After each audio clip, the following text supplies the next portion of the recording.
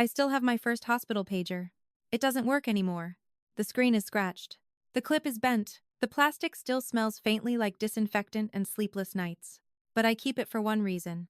Because it buzzed on the day my family didn't show up to watch me become a doctor. Not during a code, not during an emergency. It buzzed while I stood in a white coat, under stage lights, staring at 300 empty seats, and realizing I had officially graduated into a life where I would no longer beg to be chosen. And taped to the back of that pager, with a strip of clear medical tape, was a tiny note in my handwriting. If they don't come, open the envelope. I didn't write it for drama. I wrote it because deep down, I already knew. If you've ever had a milestone day, and the people you expected to be there treated it like optional entertainment, tap like, and tell me where you're watching from, with your local time. I read the comments. I mean that. Now let me take you back. My name is Noelle Hart. I'm 28, and I grew up in a house where love was distributed like scholarships. Limited supply, competitive process. And somehow, my sister always had more merit. My sister's name is Serena. In our family, Serena wasn't just the firstborn. She was the sun. Everything else. Me.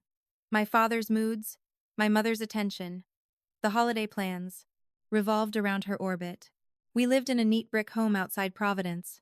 My dad, Gavin, ran a small insurance office. My mom, Leah, taught Pilates at a boutique studio and acted like calm was a moral virtue. From the outside, we looked balanced. Inside, we were a scale that never even tried to be fair. Serena was beautiful in a way that made teachers smile at her without knowing why. She could talk her way into extra credit, into invitations, into forgiveness. I was the opposite, the quiet one, the serious one, the one who tried to earn love by being useful. So when I got into medical school, full ride, merit-based, no family connections, I expected, naively, that it would shift something, that maybe I'd finally be undeniable. But if you've ever lived in a family where someone else is the main character, you know the truth. Your achievements don't threaten them because they're small. They threaten them because they prove the story could be different. And families like mine, I don't like different. In my third year of med school, I started working nights as a patient transporter at Street Bartholomew Medical Center. Not because I wanted to, because even with scholarships, you still need rent. You still need groceries. You still need a way to keep going without asking your parents for help and paying for it with your dignity. That's where I met Marisol. Marisol was part of the cleaning staff environmental services. Most people didn't even look at her. They stepped around her mop bucket, like she was furniture. She was in her late 50s, always moving, always humming little melodies, like she carried her own radio inside her chest. She wore a gold cross necklace and kept her hair in a bun so tight. It looked like it was holding her thoughts in place. The first time she spoke to me, I was sitting on the floor in a supply hallway at 3 a.m., trying not to cry. A patient had yelled at me. A resident had snapped at me. My feet hurt. My brain felt like wet cement. Marisol walked by with her cart, paused, and said, "You look like you're folding in half." I tried to laugh. "I'm fine," I said. She made a sound, half sigh, half snort. "No, you're not," she said. "But you will be." Then she reached into her cart and handed me something ridiculous. A little packet of lemon tea. "I don't have money," I said automatically. She waved it off. "Drink it," she said. "You can pay me later, by becoming a great doctor." That was the first time someone in that building spoke to me, like I was already becoming something, not just surviving. From then on, Marisol would find me, at the worst moments. A granola bar left on my workstation. A clean pen set aside when mine exploded in my pocket. A small folded note once, written in careful block letters. "You are not invisible." I kept that note for years. And I didn't even realize she was watching my life, more closely than my own family. White coat ceremony is a big deal in medicine. It's the symbolic entry into clinical practice, patience, responsibility, real world. It's not a graduation with cap and confetti. It's a pledge. And for me, it meant something deeper. It meant I wasn't the quiet helper anymore. I was a doctor in training, who had earned her place. The ceremony was scheduled for May 18th, 2 p.m. in the university auditorium, 300 seats. 2 big screens, A stage lined with faculty in black robes. I had one job: show up, get coded, and not trip on the stairs. I mailed invitations early. Not emails, not texts, actual printed invitations, because my mother always said, real events require real paper. I sent them to everyone: parents, grandparents, aunts, uncles, cousins. I bought my parents 2 seats, right in the front section, reserved, their names printed on cards: Gavin Hart, Leah Hart. I imagined my father looking proud for once. I imagined my mother crying, in the way she always cried, at other people's milestones. Serena texted me one line: "Congrats, I'll try to come." Try. Like it was a dentist appointment. But I told myself, Serena is Serena. My parents will come. 2 weeks before the ceremony, my mother called. Her voice was bright in that way. That meant she was about to disappoint me, but wanted me to smile anyway.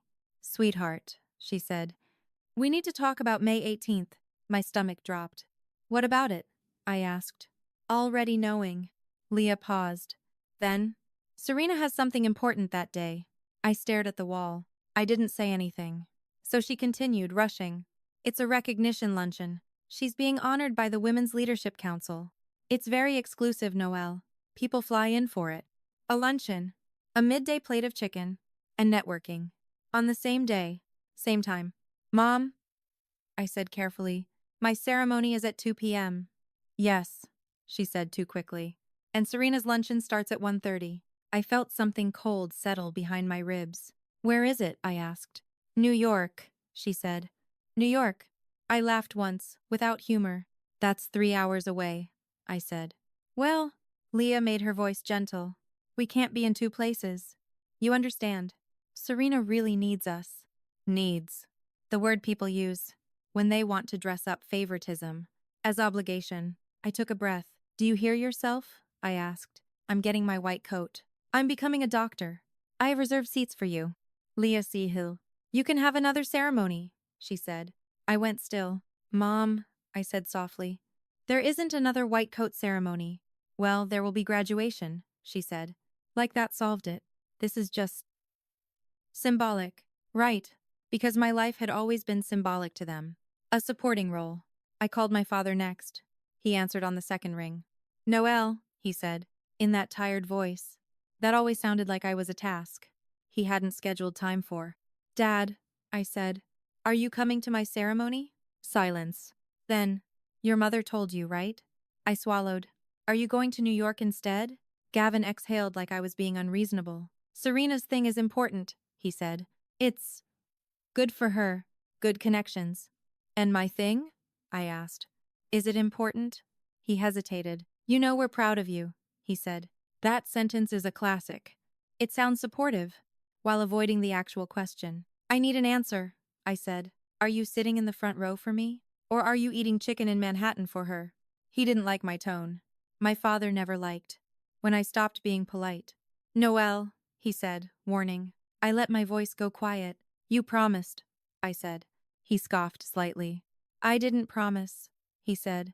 I closed my eyes. Yes, he had. But in families like mine, reality is flexible when it benefits the favorite. "Finally," he said, "we'll see." Then he added like a final nail, "Don't make this a big emotional thing." I hung up, and for the first time, I didn't cry. Because crying is what they trained me to do. Quietly, privately, so it wouldn't inconvenience the family narrative. Instead, I did something else. I opened my calendar, and I wrote a note on May 18th, 1:50 p.m. If they don't come, open the envelope. Because Marisol had already given me something, 2 weeks earlier. A sealed envelope. 2 weeks before the ceremony, Marisol found me in the break room. I was studying, highlighters everywhere. Coffee I didn't have time to drink. She sat down across from me without asking. "I heard you're getting coded," she said. I blinked.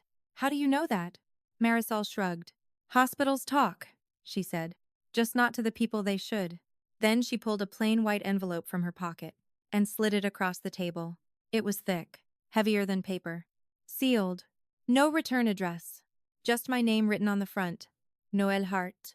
My throat tightened. "What is this?" I asked. Marisol's face was calm. "Insurance," she said. For what? She lowered her voice. For the day they try to make you small, she said. The day they want you to fold in half again. I stared at her. What do you mean? Marisol looked me dead in the eye. Your family thinks you don't know, she said. But you will. My hands trembled slightly. Open it, she said. I didn't. I couldn't. Because deep down, I knew. Whatever was inside would rearrange my childhood. And I wasn't sure I was ready to see the architecture of the lie. Marisol didn't push. She only said, keep it sealed. Tape it to your pager. When the moment comes, you'll know. So I did. I taped it to my pager case, like a hidden heart. And I tried to forget it existed. Until May 18th arrived. The morning of my white coat ceremony, I woke up before my alarm. My stomach felt like it was full of cold stones. I put on a simple dress. Navy blue. Clean lines. Professional. I pinned my hair back the way residents do. Out of your face. Out of your way. I stood in the mirror and practiced smiling. Not because I was excited. Because I didn't want the absence to show on my face. At noon, I checked my phone. No messages. No, we're on our way. No, proud of you. At 1:15, I checked again. Nothing. By 1:40, my classmates were posting photos, with their families in the lobby. Parents hugging them. Siblings holding bouquets. Grandparents crying. I kept my hands in my pockets and pretended I didn't care. At 1:55, we lined up backstage. A faculty member gave us instructions. Walk to the stage when your name is called. Smile. Shake hands. Move to the side. Simple. I looked through the curtain, toward the audience. 300 seats. Bright lighting. Row after row after row of strangers. I scanned for my parents. Front section. Center. 2 reserved seats. Empty. The little name cards sat there like jokes. My throat tightened. I scanned again. Maybe they were late. Maybe traffic. Maybe. Then my pager buzzed. A weak vibration against my hip. I pulled it out. No message. Just the envelope taped to it. And in that moment, I understood something. With terrible clarity. The pager wasn't buzzing because the hospital needed me. It was buzzing because my life was finally demanding. I stopped pretending. The ceremony began. Names were called. Students walked. Families clapped. When my name came Noelle Hart, the announcer said it confidently, like it mattered. I stepped onto the stage. I smiled like I was made of stone. A dean draped the white coat over my shoulders. It was heavier than I expected. Not physically. Emotionally. Because it felt like a promise I was making to myself. I will not let them erase me again. I walked off stage. Backstage, my classmates were crying happy tears, hugging parents. I stood near the wall, breathing shallowly. Then I felt a gentle touch on my elbow. I turned. Marisol. In a plain navy uniform, hair tight in that bun, holding a small bouquet of grocery store daisies, like they were roses. You did it, she said. And I didn't answer. Because if I spoke, my voice would break. Marisol glanced past me toward the curtain. Are they here? She asked. I shook my head once. Marisol's face didn't change. No surprise. Only confirmation. Then she did something I will never forget. She stepped closer, straightened the lapel of my white coat like a mother would, and said, Then today, I'm your people. My eyes stung. Marisol, I whispered. She shook her head. No folding in half, she said. Not today. Then she reached into her pocket and pulled out a small folded card. A guest pass. She handed it to me. How? I started. She pointed toward the stage manager. I asked. She said simply. I told them I'm family. I stared at her, and something in my chest cracked open. Not with pain, but with light. Marisol squeezed my hand. Now, she said, nodding toward my pager. Open it. If you were in my place, standing in a white coat with your reserved seats empty, would you still walk across that stage? Come on, yes or no. Now listen, because what was inside that envelope explains everything. My hands shook as I peeled the medical tape off the pager. The envelope seal made a soft tearing sound. When I opened it, inside were 3 things. A photocopy of a police report from 12 years ago.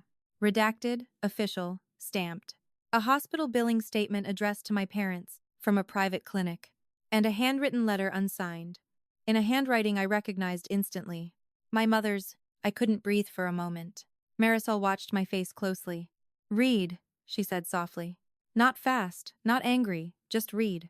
So I did. The police report was about an incident at a private school fundraiser. It named Serena. It described a disturbance, and property damage, and intoxication. Not the kind of words families put in photo albums. The billing statement was for a rehabilitative program. A discreet one. Expensive.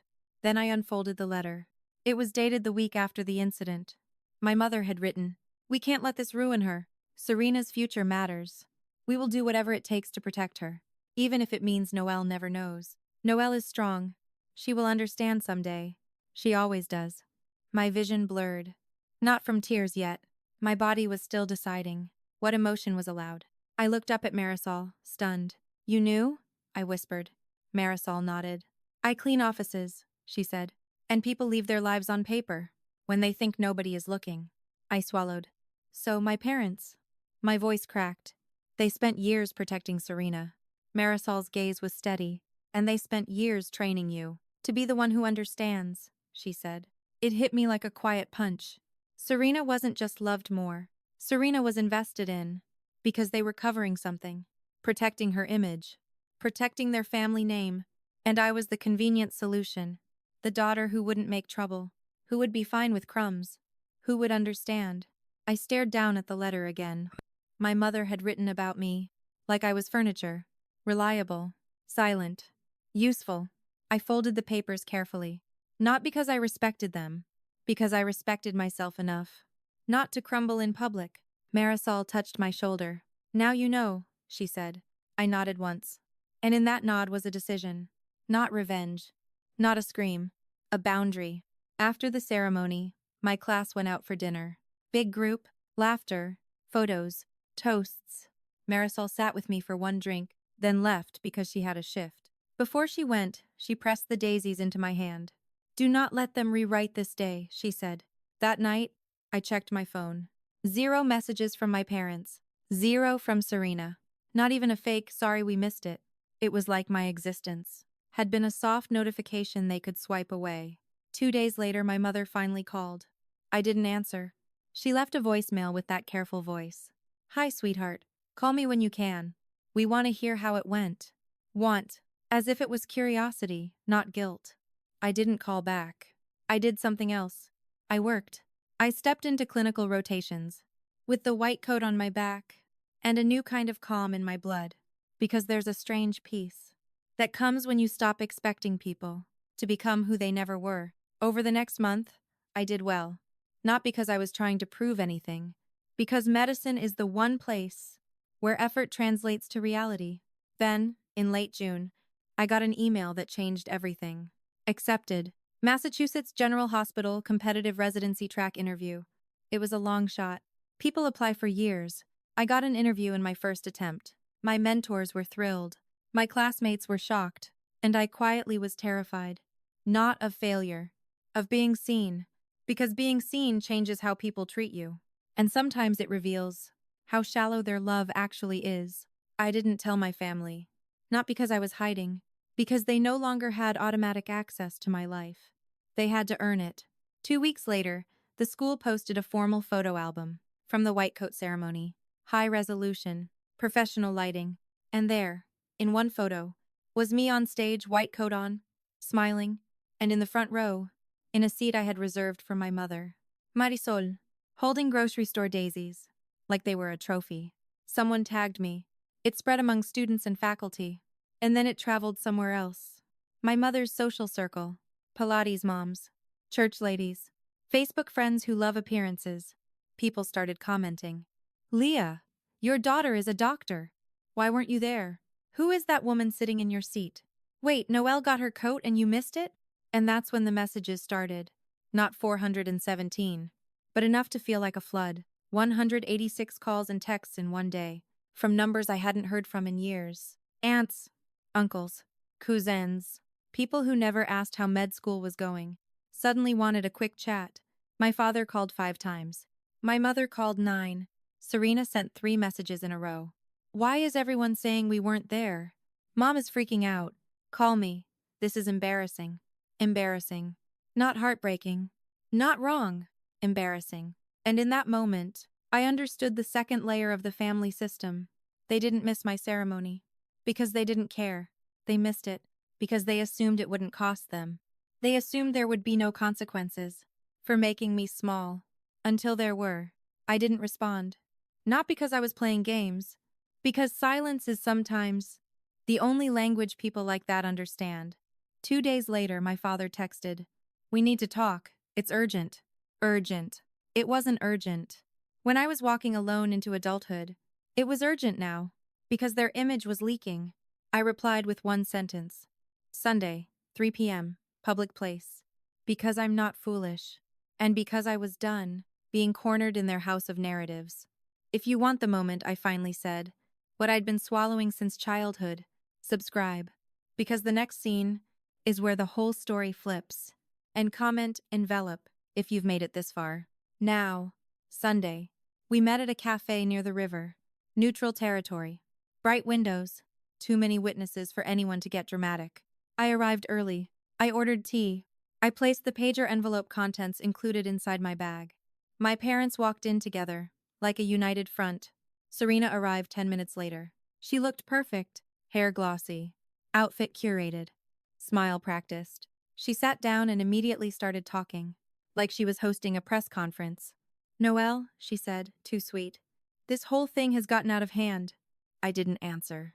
My mother reached across the table, like she was about to hold my hand. I pulled mine back. Leah blinked, offended. "We didn't mean to miss it," she said. "It was just timing. Timing. The lie people repeat, until it sounds like truth." My father cleared his throat. "People are talking," he said. I looked at him. "About what?" I asked. "That you weren't there?" He stiffened. "About family," he said sharply. "About respect." Respect. From the man who treated my milestone like optional programming. Serena leaned forward. "Who is that woman?" she asked, pointing at her phone. "Why is she sitting in Mom's seat?" I took a slow sip of tea. Then I said, calmly, "Because she showed up." Silence. My mother's face tightened. "Noelle," she warned. "Don't do this." I tilted my head. "Don't do what?" I asked. "Tell the truth?" Serena scoffed. "This is so dramatic," she said. "You always—" I cut her off. "You missed my white coat ceremony," I said. "All of you. You left my reserved seats empty." Leah's voice softened, trying a new tactic. "We're proud of you," she said. "You know that?" I nodded once. "Then why weren't you there?" I asked. My father opened his mouth, closed it. Serena rolled her eyes. "Because my luncheon was important," she said. "It was a big deal." I looked at her. "Was it worth it?" I asked. Serena's smile faltered. "Don't turn this into a competition," she snapped. "You're a doctor now. You got what you wanted." There it was. The core poison. In Serena's mind, love is a resource. Attention is a prize. If I get a moment, it takes from her. I set my cup down. Then I reached into my bag. And I pulled out the papers from the envelope. My mother's face went pale so fast. It was almost impressive. "What is that?" Leah whispered. I didn't answer her. I looked at Serena. "Do you remember the fundraiser at Larchmont Academy?" I asked. Serena blinked. Her eyes narrowed. "What?" she said. My father stiffened. My mother's hands started trembling. I kept my voice steady. Doctor voice. Clinical. Clear. "I found out why you always needed them more," I said. "Why I was always the one who understood." Serena laughed once, sharp. "You're insane," she said. I placed the photocopy on the table. The redacted report. Serena's laughter stopped. My mother reached for it, panicked. "Noelle, please," she whispered. I placed my hand gently over the paper. "No," I said. My father stared at the document, like it was a mirror he didn't want to look into. Serena's face changed. Not sadness, not guilt. Fear. Because the favorite child is only powerful as long as the truth stays buried. I leaned in slightly. "I'm not going to read every detail out loud," I said. "This cafe doesn't deserve our family mess." Serena's jaw clenched. "What do you want?" she hissed. I met her eyes. "I want you to stop pretending my pain was accidental," I said. "And I want them to stop using me as the easy daughter who exists to cushion your consequences." My mother's voice cracked. "We were trying to protect her," she whispered. I turned to Leah. "And who protected me?" I asked. Leah opened her mouth. No sound. Because there is no argument that makes neglect look noble. My father cleared his throat, voice rough. Noelle, he said quietly, we made mistakes. Mistakes. As if they spilled milk. Instead of rewriting my childhood, Serena leaned back, eyes hard. So what? She said. You want an apology? Fine. Sorry. She said it like tossing a coin. Not because she meant it. Because she wanted the conversation to end, before it cost her. I nodded slowly. Okay, I said. Then here's what happens next. They all went still. I pulled out my phone. Not to record. Not to threaten. To show them something. An email. MGH residency interview invitation. I didn't hand it to them. I just let them see the header. My mother gasped softly. My father's eyes widened. Serena stared, expression cracking. I put the phone away. You don't get to come back into my life. Because my achievements are now useful, I said. You don't get to claim me. When it makes you look good, Serena scoffed. You think you're better than us now, she snapped. I smiled faintly. No, I said. I think I'm done being smaller than I am. I slid the papers back into the envelope. Then I looked at my mother and father. If you want a relationship with me, it starts with honesty and consistency. Not PR. Not guilt. Not timing. My father swallowed. And Serena, I said, turning to my sister, if you want anything from me, respect, closeness, support, you start by saying one true sentence. Serena's eyes narrowed. What sentence? She said coldly. I held her gaze. I chose my luncheon over your ceremony, I said, because I needed to be the center. Serena froze. For a moment, her mask slipped. Then she looked away. She couldn't say it. Not because it wasn't true. Because the truth would remove the crown she'd been wearing since birth. I stood up. I placed cash on the table for my tea. And I said the final line, with a calm I didn't know I possessed. Marisol sat in my mother's seat. Because she earned it, you didn't. Then I walked out. My mother called later that night. Not 9 times. Once. She said quietly, I'm sorry. No excuse. No timing. Just 2 words. My father texted the next morning. I want to do better. Tell me how. Not a promise. But a start. Serena didn't call. Not for weeks. And honestly, the silence didn't hurt the way it used to. Because when you stop begging for crumbs, the hunger changes shape. I went to my residency interview. I did well. I matched. I moved forward. And the day I got my acceptance, I went to the hospital at 2 a.m. with a box of pastries and found Marisol on her break. I handed her the box. She smiled. You're going to be trouble, she said. Good trouble, I replied. Marisol laughed, humming again. Then she tapped my pager gently. Keep it, she said. Not because it works, because you do. And that's the truth. The pager doesn't matter because it beeped. It matters because I stopped. I stopped trying to earn a place in a family that only valued me when it was convenient. I stopped folding in half. I started standing like I belonged, because I do. So tell me, if you were me, would you have opened the envelope that day? Or would you have kept pretending you didn't know? Drop your answer below.